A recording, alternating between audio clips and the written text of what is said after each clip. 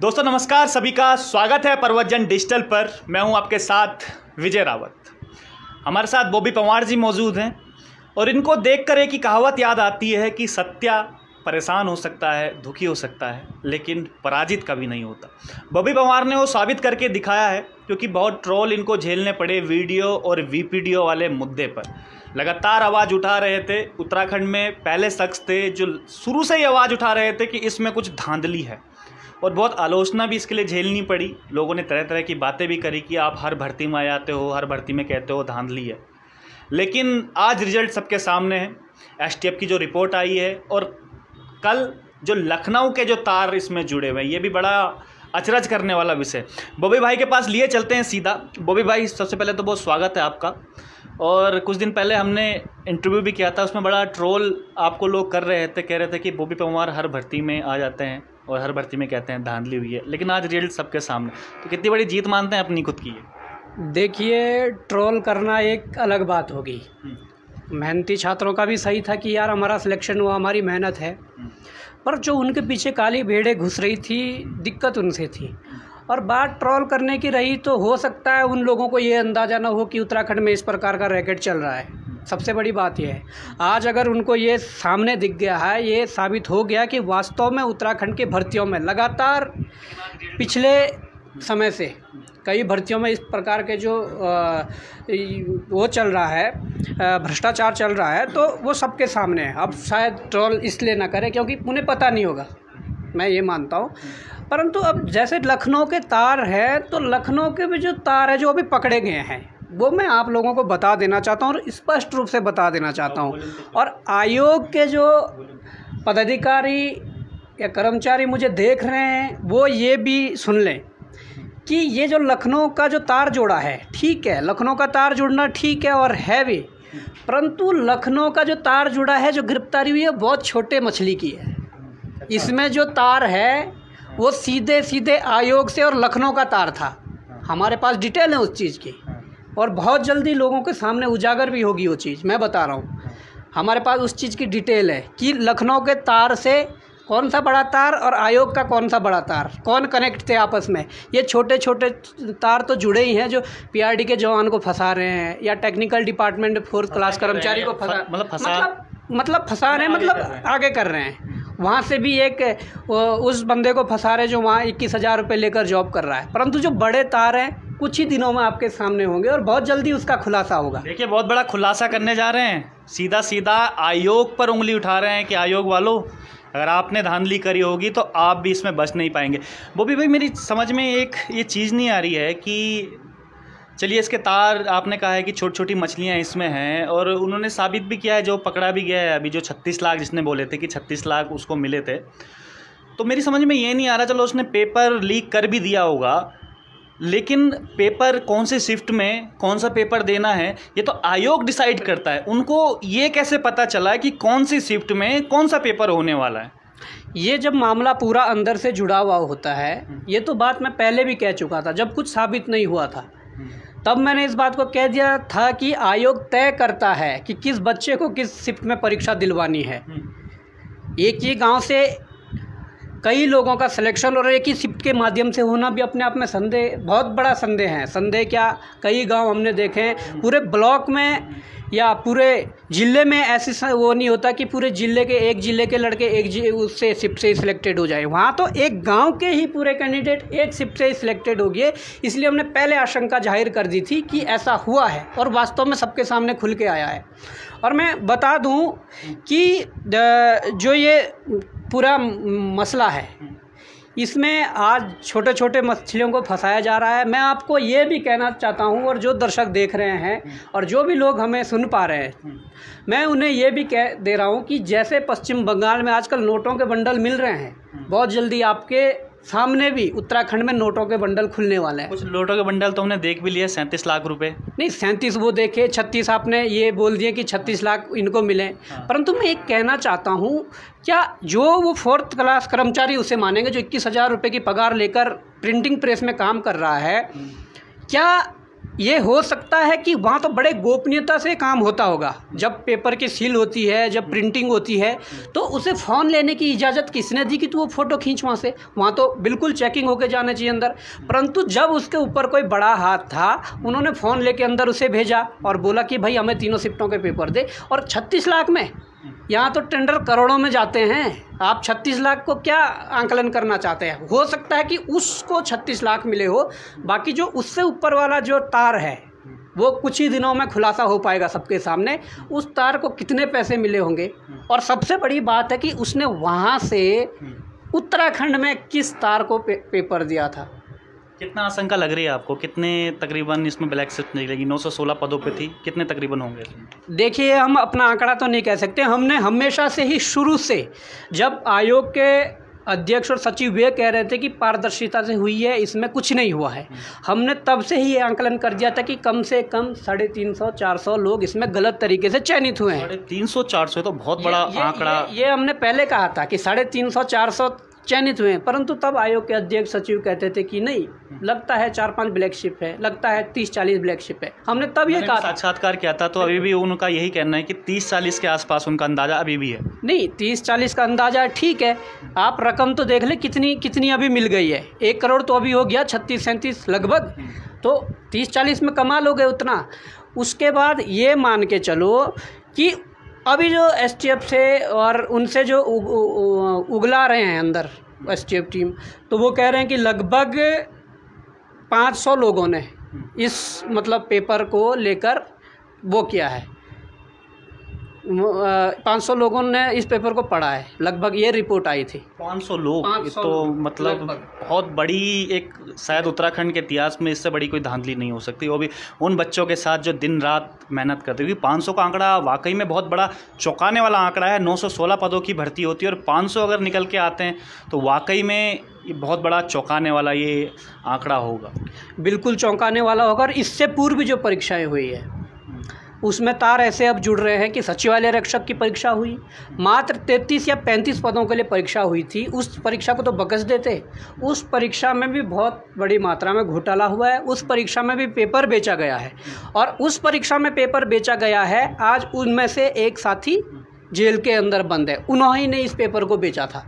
ये मैं दावा के साथ कहता हूँ और रिकॉर्ड में भी निकल के अच्छा बॉबी भाई, एक चीज़ मैं भी समझना चाहता हूँ कि चलो वीडियो और वीपीडीओ भर्ती मामले में कुछ लोग पकड़े भी गए, इससे पहले जो फॉरेस्ट गार्ड की भर्ती हुई थी उसमें भी कुछ लोग पकड़े गए थे, तो केवल हम ये मान के चलें कि दोनों भर्तियां में घपला हुआ है कि बाकी और इसमें जितने भी एग्ज़ाम होते हैं, क्योंकि कनिक सहायक का एग्ज़ाम हुआ है, सहायक लेखाकार का एग्ज़ाम हुआ है, इसके अलावा तमाम जो एग्ज़ाम हुए हैं आशंका बैठती है कि उनमें भी घपले हुए होंगे? निश्चित रूप से हुआ होगा, क्योंकि ये जो प्रिंटिंग आपके पास इस प्रकार की अपडेट एक तो मैंने बता दिया, सचिवालय रक्षक में ऐसा है कि जिसने पेपर पढ़वाया वो आज अंदर है, तो उसमें भी पढ़वाया होगा, हमें पता है पढ़वाया है, आपके सामने रखेंगे कुछ दिनों में। और इससे पहले फिर कोर्ट का paper, high court group C का देखिए, जो इसमें एक और कैंडिडेट पकड़े गए हैं वो हाई कोर्ट ग्रुप सी में लगा था, तो वो वहाँ भी चयन गलत तरीके से हुआ, अपनी रिकवरी करने के चक्कर में आज जेल के अंदर है, वो भी बाहर हो गया। ऊपर से मैं बात मानूँ तो ऑनलाइन कराया गया था बंदरोगा का पेपर, उसमें बड़े मात्रा में बड़े पैमाने पर धांधली हुई है। अब ये बात अलग है कि आयोग ने कभी उस प्रक्रिया को रोककर उसकी जांच करने की कोशिश नहीं की है, जैसा कि आज तक होता आ रहा है, कभी नहीं। इसका भी यही हाल था, अगर नहीं करते तो कुछ नहीं होना था, विभाग भ्रष्टाचारियों से या ब्लैक शिप से भर जाते, परंतु आज अगर मामला खुला है तो सबके सामने, यही हाल उसमें भी है। क्योंकि वहाँ पर क्या है, वहाँ जो एग्ज़ाम कंट्रोलर है उसके अंडर में वो ऑनलाइन एग्ज़ाम नहीं था, यहाँ पर अंडर में था तो सीधे सेक्रेटरी के थे या हमारे प्रेसिडेंट जो है उनके अंडर में थे।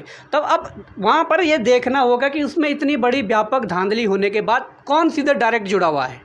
ऑफलाइन में हम मान सकते हैं कि एग्ज़ाम कंट्रोलर का हाथ हो या फिर जो तार हम बता रहे हैं वो तार हो, परंतु ऑनलाइन एग्ज़ाम में एग्ज़ाम कंट्रोल का कोई हाथ नहीं था। सीधा इन्वॉल्व अगर होंगे तो पदाधिकारी होंगे, आयोग के बड़े पदाधिकारी, तो ये भी स्थिति साफ हो जाएगी कुछ ही दिनों में। इसमें बस थोड़ा सब्र रखने की ज़रूरत है सभी को। और बाकी मैं कहना चाहूँगा कि अभी तक तो 10% जांच भी नहीं हुई। बड़े बड़े माफिया, बड़े बड़े सरगना जो है वह भी बिल्कुल गायब हैं। ऐसा तो नहीं है, क्योंकि कई लोग इस बात की आशंका भी लगा रहे हैं कि इन्होंने कुछ लोग पकड़ दिए और भर्ती खूब सरकार ने वाहवाही भी इसमें कहा कि आपने इतना अच्छा काम किया है, 2 ही दिन में FIR करी और कर दिए। तो कुछ लोग को जो बड़े सरगना हैं, जिनका नाम पार्टी से भी जुड़ा हुआ है, उनको कहीं ना कहीं बचाने की भी कोशिश कर रही है। इस प्रकार का ये गेम प्लान किया हुआ है, ये हो सकता है क्या? देखिए, बचाया गया, आज तक भी बचाया गया। भाई आप ये देख लीजिए, फॉरेस्ट गार्ड की 1218 पदों के लिए भर्ती हुई, इतना बड़ा घोटाला हुआ, उसको जैसे तैसे दबाने की कोशिश की, लीपापोती करने की कोशिश की गई, उसमें लास्ट में नकल का मामला दे करके बाकी गोलमोल करके कर दिया। उसमें नामजद आरोपी है, कहीं जो नामजद आरोपी है पार्टी से जुड़े व्यक्ति है, इन संस्थानों से जुड़े हुए व्यक्ति हैं, और बहुत से उसमें ऐसे हैं कि आप अगर किसी गवर्नमेंट एम्प्लॉय है, उनकी गिरफ्तारियां हुई, गैंगस्टर एक्ट लगा हुआ है, आपने कुछ दिन तक उन्हें पद से बाहर रखा और अब बहाल कर दिया। आप देख सकते हैं उन लोगों को अगर आपने फिर अंदर भेजा है, कुछ आयोग के भी लोग हैं, दूसरे UKPSC के लोग हैं जिन नामजद थे, गैंगस्टर लगा था, आज वो भी अंदर है, अंदर वो आज फिर से भ्रष्टाचार नहीं करेंगे तो क्या करेंगे। उसके बाद एक सहायक कृषि अधिकारी पकड़ा गया था, वो भी आज नौकरी कर रहे हैं। उसके बाद जिन पे गैंगस्टर था उनके कोचिंग चल रहे हैं, तो कोचिंग चल रहे हैं, तो आज भी वो खरीद फरोख्त नहीं कर रहे होंगे तो क्या कर रहे होंगे।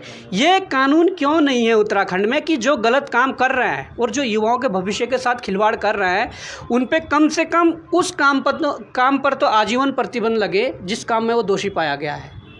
अब क्या डिमांड रहेगी? ये जो भर्ती है उसे कैंसिल करवाएंगे? क्योंकि कई बच्चे लगातार मैसेज कर रहे हैं कि भाई उनकी क्या गलती है, उन्होंने तो मेहनत से किया है। मान लीजिए आपने 500 का आंकड़ा बताया है, लेकिन 416 तो फिर भी छूट जाते हैं, उनकी क्या गलती है? क्या ये दोबारा से भर्ती होएगी? आप किसके साथ खड़े हैं? आप भर्ती करवाने के साथ खड़े हैं या भर्ती ना करवाने के साथ खड़े हैं?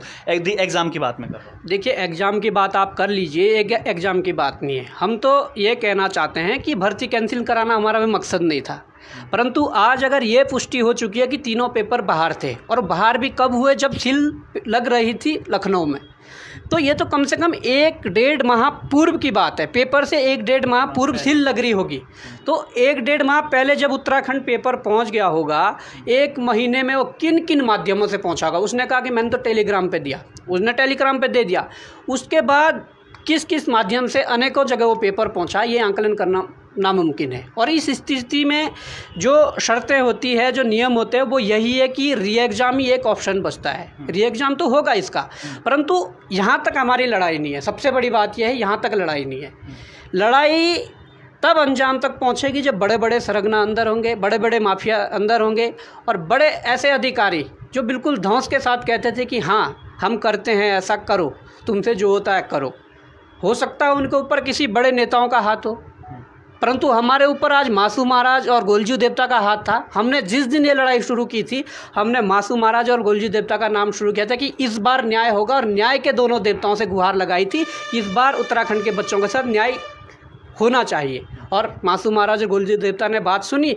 अब मैं ये कहना चाहता हूँ, अगर किसी के सर पर कितने भी बड़े राजनेता का हाथ है, बचने वाला नहीं है। क्योंकि अक्सर देखा होगा कि राम रहीम और आशाराम इतने बड़े बड़े बाबा थे, इतने बड़े बड़े वो थे कि खुद भारत के बड़े बड़े राजनेता उनके पैर छूते थे, परंतु जब बात उन पे अपनी कुर्सी पर आई तो उनको भी अंदर करना पड़ा। और यही बात हम यहाँ कह रहे हैं। अगर हमें थोड़ा भी संदेह हुआ कि गवर्नमेंट STF पे दबाव डाल रही है, या STF को थोड़ा इशारा दे जाए कि जांच अलखी कर दें, अभी तक पूर्ण पारदर्शिता के साथ, और STF को सलाम करना चाहेंगे, पूरे उत्तराखंड के युवा सलाम कर रहे हैं। धामी जी का भी धन्यवाद कि उन्होंने समय रहते जांच के आदेश दे दिए। परंतु जहां पर थोड़ा भी लगा, जहां पर हमें थोड़ी भी हिंट मिली कि ऐसा है, तो हम इसे छोड़ने वाले नहीं हैं। हमें अगर किसी सेंट्रल एजेंसी, जाँच एजेंसी के लिए वो करना पड़ेगा कि आप आइए उत्तराखंड में जांच करिए, तो करेंगे। जिस हद तक भी जाना पड़े हम जाएंगे। हमारा, मैंने कह दिया, मकसद पेपर को रद्द करना नहीं था। ये तो खुलकर सामने सब कुछ आ गया, ये तो जो होना होगा ही, परंतु अंजाम तक इस लड़ाई को पहुंचाना हमारा मकसद है कि कम से कम उत्तराखंड का जो भविष्य है, उत्तराखंड का जो युवा है, वो कम से कम सुरक्षित हो सके। ये हमारा मकसद, मेन मकसद है इसमें। देखिए अभी लाइव हम लोग चल रहे हैं तो कोई ऐसा मैसेज भी आ रहे हैं, बॉबी भाई इसमें हमारी क्या गलती है, हमने क्या बिगाड़ा है आपका, हमारी और भी देखो, ज्वाइनिंग का पक्ष भी रखो ना। मनीषा भट्ट जी ये मैसेज कर रही हैं। मनीषा भट्ट जी को मैं कहना चाहता हूँ, बॉबी पंवार ने आपका कुछ नहीं बिगाड़ा और आपने बॉबी पंवार का कुछ नहीं बिगाड़ा। मैं ना आपको व्यक्तिगत रूप से जानता हूँ, ना आप शायद जानते हैं, जो भी है मैं नहीं जानता हूँ व्यक्तिगत रूप से। अगर ये आरोप प्रत्यारोप लगाने तो आयोग में जाइए, अध्यक्ष की कुर्सी खींचिए, सचिव की कुर्सी खींचिए, जिन लोगों ने इसमें इंटरफेयर किया है, जिन लोगों ने गलत काम किए हैं उन लोगों की कुर्सी खींचिए, सरकार की कुर्सी खींचिए।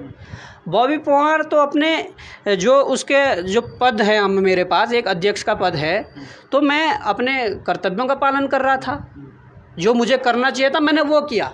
लड़ाई भ्रष्टाचार के खिलाफ थी, हमने वो किया। और आप इनको पार्टी नहीं मानते हैं क्योंकि ये खुद अपने आप को पार्टी मान रही है। एक पक्ष और द्विपक्ष की बात यहाँ पर आ रही है। एक पक्ष और द्विपक्ष की तो बात ही नहीं हुई, पार्टी का क्या मतलब हुआ इसमें।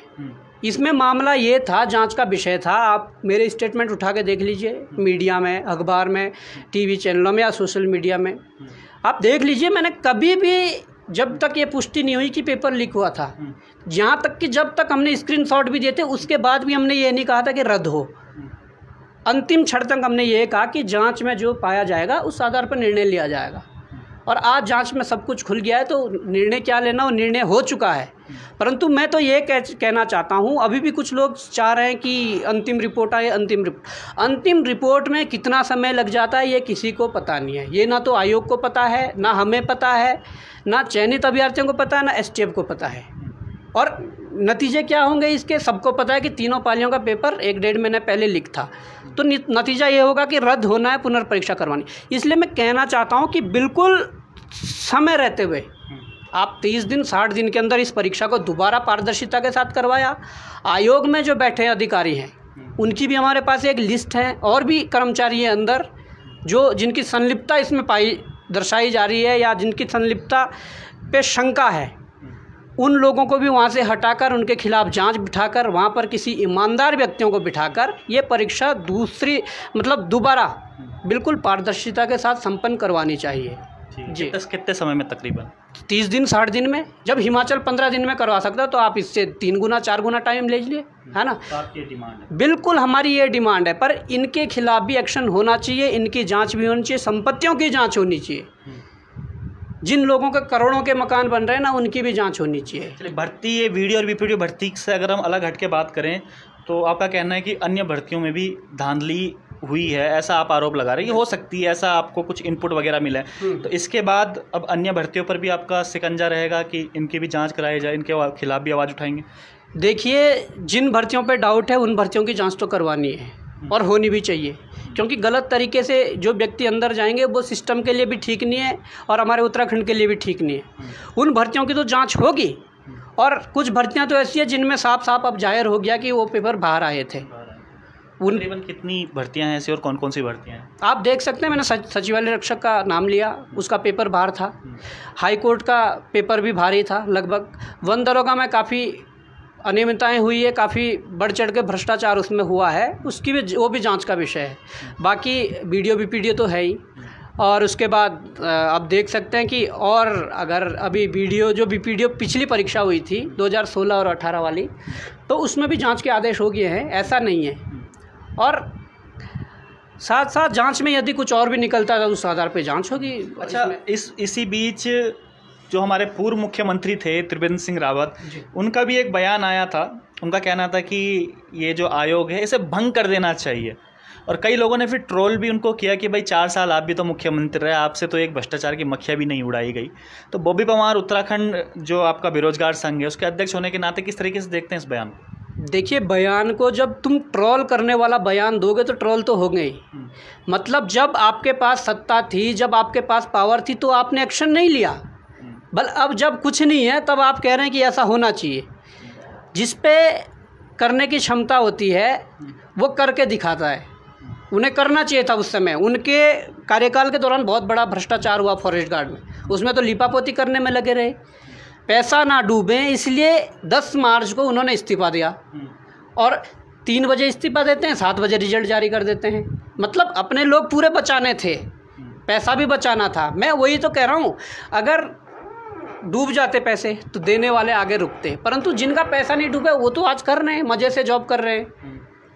कुछ उनका लीपापोती करके कुछ लोगों को बाहर निकाल दिया, उनको भी आज ज्वाइनिंग की उस पर रखा हुआ है, ज्वाइनिंग दे रहे हैं कुछ लोगों को, तो क्या ये सही थोड़ी है? तो इसकी भी जांच खुलवाओगे दोबारा? बिल्कुल, इसकी तो जांच होनी है, इसकी जांच होनी है वन आरक्षी की। इसमें बहुत गलत तरीके से वो हुआ है, और ये भी जांच होगी कि मुख्यमंत्री ने किन किन आरोपियों को बचाने की कोशिश की। नामजद आरोपियों को बचाने की कोशिश की। कुछ नामजद आरोपी जेलों के अंदर कुछ दिन तक बंद रहे, परंतु कुछ नामजद आरोपियों को बाहर से जमानत दी गई। तो ये भी जांच होगी कि त्रिवेंद्र रावत जी ने ऐसा क्यों किया कि कुछ लोगों को बचाने की कोशिश की। इस पे पूरा फोकस रहेगा। ये एकमात्र परीक्षा ऐसी नहीं है कि हमारा फोकस इस पे था, हमारा फोकस सिस्टम को सुधारने में है। अगर अभी कितना टाइम और लगने वाला है बॉबी भाई, जो एसटीएफ की जो जांच आनी है अभी, मतलब आपको क्या लगता है कितना टाइम अभी लगेगा इसमें, और कितने टाइम तक आप रुकेंगे? क्योंकि आपका कहना है कि अब इससे ऊपर लेवल तक आप जाएंगे, अगर आपको सीबीआई तक जाना पड़े तो सीबीआई तक आप जाएंगे। देखिए, इसमें एसटीएफ की जांच तो कोई नहीं बता सकता कि कितना टाइम लगना है, परंतु हम कुछ और एविडेंस एसटीएफ को देने वाले हैं। अच्छा। कल या परसों में हम कुछ ऐसे साक्ष्य एविडेंस उनको देने वाले हैं एसटीएफ को, कि जिससे मतलब हो सके कि जल्दी बड़ी बड़ी मछलियाँ जेलों के अंदर हो, हम देंगे। ये हमारे पास कुछ बाहर से जो आए हैं एविडेंस, और उस आधार पे अगर एसटीएफ जांच करेगी तो बहुत जल्दी बड़े बड़े माफिया, बड़े बड़े सरगना जेलों के अंदर होंगे, और बड़े बड़े अधिकारी जो आपको पाक साफ अपने आप को पाक साफ बताते हैं और एक दूसरे की तारीफ़ करते हैं कि वो ईमानदार है, दूसरा दूसरे की तारीफ़ करता है वो ईमानदार है, ऐसे लोग जेलों के अंदर होंगे, इनके खिलाफ जांच बैठेगी। वैसे जो आप सीधा तौर पे बता रहे हैं कि जांच बैठेगी और जेलों के अंदर होंगे, और 500 भर्तियों 500 धांधली का आपने जिक्र किया, ये तकरीबन इतना हो सकता है। तो मेरा स्टेटमेंट नहीं है 500, ये ईटीवी उत्तराखंड ने छापा था कि नहीं, ये एसटीएफ के अनुसार और जांच रिपोर्ट के अनुसार ये ईटीवी उत्तराखंड भारत ने छापा था कि लगभग 500 लोगों तक ये पेपर पहुंचा है। उनकी तो नींद उड़ जाएगी सबकी, क्योंकि करोड़ों रुपए इसमें लगे हुए हैं तकरीबन। तो ये तो आपने नींद उड़ा दी है सब। नींद उड़ाने की कोई बात नहीं है। देखो, गलत काम करोगे तो उसका गलत नतीजे ही होंगे। आप अच्छा काम करोगे तो लोग अच्छा आपको बोलेंगे, है ना। वो बात अलग है कि अच्छे कामों में पहले बहुत मुसीबतें आती है, पर जब उसके परिणाम आते हैं तो बड़े सुखद होते हैं, है ना। परंतु गलत कामों के पहले सुखद परिणाम होते हैं, बड़े आरामदायक तरीके से वो गलत कामों को अंजाम देते हैं, बड़े आराम से रहते हैं, परंतु लास्ट में जो उसके नतीजे निकलते हैं बहुत गलत होते हैं, बहुत ज़्यादा। अच्छा, जिस समय अध्यक्ष जो UKSSC के अध्यक्ष हैं, राजू से भी मेरी बात हुई थी, तो उनका कहना था कि UKSSC ने खुद इस पर अंदरूनी जांच कर रही थी। जिस समय आपने उनको एविडेंस दिए थे, अंदरूनी जांच कर रही थी, और तकरीबन खुद वो 1 महीने तक वो अंदरूनी, तभी तो एसटीएफ ने एकदम से पकड़ा, एसटीएफ का साथ उन्होंने दिया। बॉबी पंवार तो खामखा की राजनीति इसमें कर रहा है, सीएम के साथ फोटो खिंचवा के। ये तो आज पता लग गया कि राजनीति कौन कर रहा है। जो आयोग का अध्यक्ष ये कह सकता है कि बॉबी पंवार कौन होता है, उस आयोग के अध्यक्ष के सपने में आज बॉबी पंवार होगा, मैं ये कह देना चाहता हूँ। और आयोग ने यदि इतनी जांच करवाई तो भाई ये जांच तो पहले हो गई थी। जो आज के अखबार में स्टेटमेंट दे रहे हो कि 33 जो टॉपर हो 33 नंबर से 87 या 88 नंबर पे पहुंच गया, तो ये पहले भी तो दे सकते थे। अब क्यों दे रहे हैं? क्योंकि अब इन्हें पता है ना, अब इनकी पोल भी खुलने वाली है। इतना टाइम क्यों? ये तो आपको पहले ही पता लग गया था, जब डीबी हो रहा था उस दौरान आपको पता लग गया था कि टॉपर के इतने हैं। वो आप आज दे रहे हो अखबार में कि ये हुआ है। और भी कई खुलासे हैं, समय आने पे करेंगे, निश्चिंत रहिए। युवाओं को मैं कहना चाहता हूँ कि आपके सामने बड़े बड़े खुलासे होने वाले और बड़े बड़े कारनामे इनके दिखने वाले हैं, वो सब रखे हुए हैं। बड़े बड़े अधिकारी भी जाने वाले हैं आयोग के, नपेंगे। जिसने भी गलत किया है वो सब नपेंगे, जिसने जो गलत कुकृत्य किया है सब नपेंगे। अब कोई छूटने वाला नहीं है। इस लड़ाई को लड़ने के लिए, इस लड़ाई को अंजाम तक पहुंचाने के लिए हमें किसी भी हद तक जाना पड़े, हम जाएंगे। कुछ सफ़ेद पोस्ट नेताओं के भी इसमें आ सकते हैं, नाम आ सकते हैं। अभी कुछ ऐसे कहा नहीं जा सकता, परंतु अगर जांच ढंग से हुई तो आ सकते हैं, लिंक बन सकते हैं ऐसा। क्योंकि ऐसा तो नहीं कि बड़े बड़े अधिकारी यदि भ्रष्टाचार कर रहे हो तो उनके ऊपर किसी का हाथ ना हो। जो बड़े सवाल आपके पास आ रहे हैं, मुकेश कनवाल लिखते हैं, बॉबी पंवार जी से पूछेगा कि भर्ती रद्द करने का फ़ायदे बता दीजिए, कि जो आप भर्ती रद्द करने के लिए कह रहे हैं। नहीं, भर्ती रद्द करने का क्या मतलब है? हमने कभी स्टेटमेंट दिया था, पर आज अगर पुष्टि हो गई है तो सॉल्यूशन आप बता दीजिए इसका कि क्या है। नहीं होनी चाहिए तो किस आधार पे नहीं होनी चाहिए? हम तो नियम और शर्तों पर कह रहे हैं कि होनी चाहिए। जो नियम और शर्तें इसकी होती है कि पेपर लीक की पुष्टि होने के बाद भर्ती रद्द होती है। हम तो उस आधार पे कह रहे हैं, फैक्ट के आधार पे कह रहे हैं। परंतु आप कह दीजिए कि किस आधार पे भर्ती रद्द नहीं होनी चाहिए जब ये सब कुछ सामने है। इसके अलावा जो अन्य मांगे भी थी, जैसे कैलेंडर जारी करने का, नॉर्मलाइजेशन का था, ये मांग भी उठाएंगे? क्योंकि जब दोबारा एग्ज़ाम होंगे, कई लोगों का ये कहना है कि भाई दोबारा एग्ज़ाम होंगे, दोबारा से नॉर्मलाइजेशन की प्रक्रिया उसमें होगी, तो उसकी गारंटी कौन लेगा? जो नंबर फिर से बढ़ रहे हैं और घट रहे हैं, इसके खिलाफ भी तो आवाज़ उठानी चाहिए। बिल्कुल, इसके खिलाफ लगातार आवाज़ उठा रहे हैं और आगे भी उठाएंगे। और इस नॉर्मलाइजेशन प्रक्रिया से जो छात्र परेशानी हो रही है छात्रों को, उसके लिए पूरी कोशिश करेंगे कि हट जाएं। और ये हटेगा, हटाना पड़ेगा इन लोगों को। इसके लिए कोई ना कोई समाधान ढूंढना पड़ेगा, कोई ना कोई रास्ता ढूंढना पड़ेगा कि जिससे नॉर्मलाइजेशन पद्धति ना हो। और एक वार्षिक कैलेंडर की बहुत सख्त ज़रूरत है। एक साल में आप कितनी वैकेंसी भरते हो आयोग के द्वारा, उस पूरे वैकेंसी का एक कैलेंडर जारी होना चाहिए कि इस माह विज्ञप्ति जारी होगी, इतने तारीख तक फॉर्म भरे जाएंगे, इस माह इसका पेपर होगा, इस माह इनका रिजल्ट निकलेगा। ये पूरा एक सिस्टम होना चाहिए जिससे कम से कम ये हो कि हमारे जो युवा पढ़ रहे हैं उनके एक माइंड में टारगेट फिक्स हो कि इस साल में इस तैयारी करूँगा, इस साल में मुझे कौन कौन से पेपर देने और कब कब देने। ये बड़ा मतलब एक महत्वपूर्ण बिंदु है। इस पर बहुत ज़्यादा, लेकिन एग्ज़ाम में भी तो बहुत ज़्यादा लेट हो जाता है, उसके बारे में भी कुछ सोचा है कि इस पर भी आवाज़ उठाएंगे? क्योंकि अभी अगर डेट आ भी जाती है, विज्ञप्ति निकल भी जाती है, तो उसके बाद पता चलता है हमें 2-2, 3-3 साल हो जाते हैं। वही तो हम कह रहे हैं कि वार्षिक कैलेंडर हो। अगर विज्ञप्ति निकलती है तो विज्ञप्ति निकलते समय उसमें फिक्स हो कि इस समय विज्ञप्ति निकलेगी, इस माह परीक्षा होगी, इस माह उसका परिणाम जारी होगा, इस माह ज्वाइनिंग होगी। ये सब चीज़ें विज्ञप्ति के साथ निकलनी चाहिए। इसी का नाम हम वार्षिक कैलेंडर कह रहे हैं और ये होना भी चाहिए। इससे समय बचेगा युवाओं का और कम से कम एक टारगेट रहेगा लोगों का कि हाँ भाई इस साल मुझे इतने पेपर देने हैं। मुख्यमंत्री, जो पूर्व मुख्यमंत्री त्रिवेंद्र सिंह रावत, उन्होंने आयोग भंग करने की मांग भी उठाई थी कि आयोग भंग होना चाहिए। उसके बारे में आपका क्या कहना है कि जितने लगातार जो एग्ज़ाम इस तरीके से धांधली जो हो रही है, जो आरोप आप लगा रहे हैं, तो उसमें भंग होना चाहिए कि नहीं होना चाहिए? आपकी अपनी क्या प्रतिक्रिया है इसमें? बिल्कुल भंग होना चाहिए आयोग। वहाँ पर नए सारे पदाधिकारियों को बिठाना चाहिए। आयोग में आप देख सकते हैं कि कितने बार आरोप लगे हैं। ये तो अब मैं क्या बताऊं, इनका तो खुद इतने शर्म होनी चाहिए या नैतिकता के आधार पर त्याग पत्र देना चाहिए कि इनके कार्यकाल के दौरान इतनी गड़बड़ियां सामने आई है। लेकिन उनका तो कहना है कि हमने जो गड़बड़ी आई, हमने तो खुद उसकी FIR दर्ज करवाई, हमने तो खुद उस पर जाँच में सहयोग करा और आज देखिए रिजल्ट सबके सामने। उनका कहना तो ये है। वो तो जब जाँच आगे बढ़ेगी तो सबको पता लग जाएगा कि क्या हुआ और कौन कौन लिप्त है, किन किन के लिंक बन रहे हैं। जो बड़े सरगना है ना, उनसे सब साफ और सब हो जाएगा। बॉबी पवार मतलब फिलहाल पीछा नहीं छोड़ने वाले इनका? बॉबी पवार पीछा छोड़ने वाले नहीं। हमने सिस्टम सुधारने के लिए मुहिम चलाई है।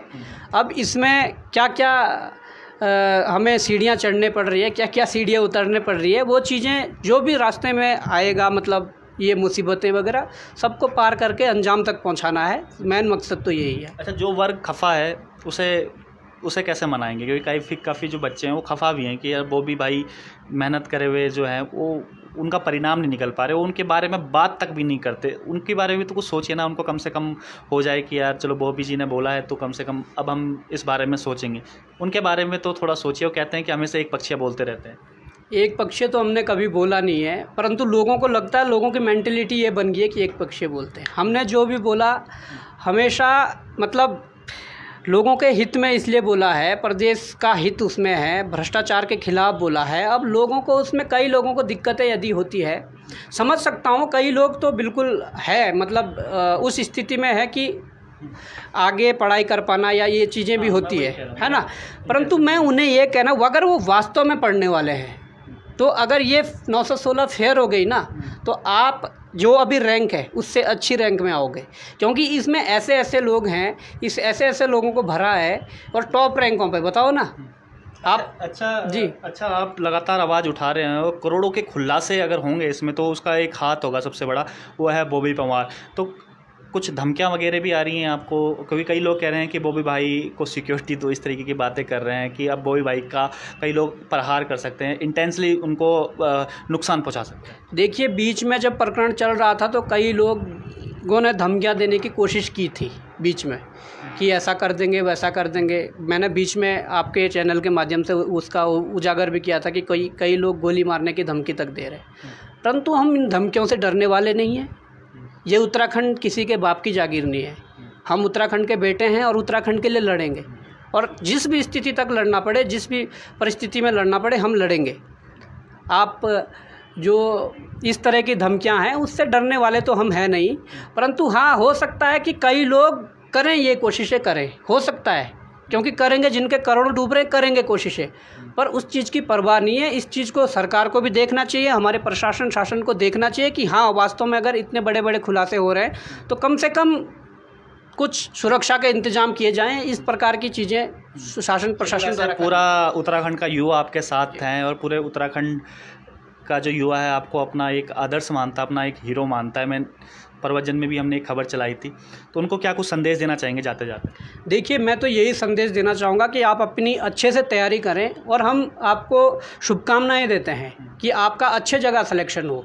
परंतु जब भी कभी ऐसी परिस्थिति आती है, ऐसी घटनाएं सामने आती है, तो अपने हकों के लिए सड़कों पर आया करो, अपने हकों के लिए न्यायालय जाया करो, अपने मतलब जो वहाँ ज़रूरत हो वो करा करो अपने हकों के लिए। अपने हकों की लड़ाई मत छोड़ो, अपने अधिकारों की लड़ाई नहीं छोड़नी चाहिए। मैं तो यही कहूँगा, आज बॉबी पंवार है, कल बॉबी पंवार नहीं होगा, क्योंकि बॉबी पंवार भी अपना काम धंधा करेगा और चीज़ें हैं, पर ये घटनाएं आगे भी हो सकती है। इसके लिए मैं प्रदेश के युवाओं से कहना चाहता हूँ, जब भी कभी ऐसे आपके अधिकारों के साथ कुठाराघात हो तो सबसे पहले निकल कर आइए और एक समाज को एक मिसाल दीजिए कि हाँ, हम अपने अधिकारों का हनन नहीं होने देंगे। बिल्कुल बिल्कुल। और इसका जीता जागता एग्जाम्पल हैं बॉबी पंवार, जो शुरू से ही आवाज़ उठा रहे थे। आपने देखा भी होगा कि वो पहले शख्स थे उत्तराखंड में जो कह रहे थे इस भर्ती में धांधली हुई, और धीरे धीरे देर लगी सवेर लगी, कई धमकियाँ भी आईं।